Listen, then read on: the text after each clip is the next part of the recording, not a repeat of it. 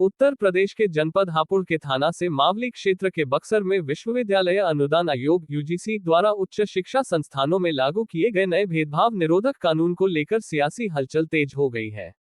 गांव बक्सर में लोगों ने अपने सैकड़ों घरों के बाहर पोस्टर चस्पाकर इस कानून का विरोध किया है। वहीं इस कानून का विरोध अब केवल विपक्ष तक सीमित नहीं रहा, बल्कि सोशल मीडिया पर भाजपा के कुछ पुराने कार्यकर्ता भी खुलकर नाराजगी जाहिर कर रहे हैं। यूजीसी के नियमों के अनुसार जाति आधारित भेदभाव का अर्थ अनुसूचित जाति, अनुसूचित जनजाति और अन्य पिछड़ा वर्ग के सदस्यों के साथ केवल उनकी जाति या जनजाति के आधार पर किया गया भेद है। वहीं भेदभाव की परिभाषा को और व्यापक करते हुए धर्म, जाति, लिंग, जन्म स्थान, विकलांगता के आधार पर प्रत्यक्ष या अप्रत्यक्ष रूप से किए गए किसी भी अनुचित या पक्षपातपूर्ण व्यवहार को इसके दायरे में रखा गया है।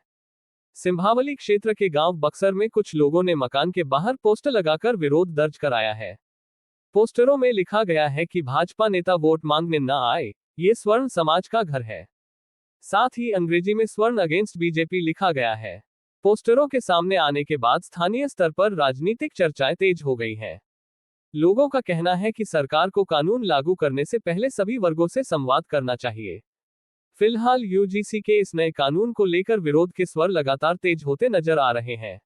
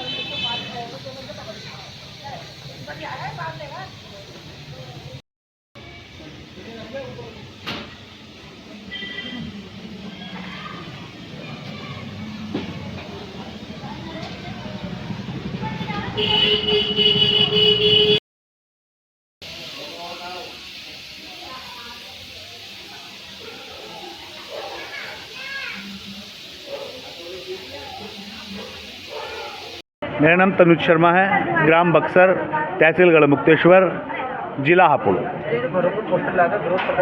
है पूरा मामला, किस कारण हो रहा है विरोध प्रदर्शन जी? जो ये भाजपा सरकार ने जो स्वर्ण समाज की पीठ में छुरा घोंपा है, उसका विरोध है।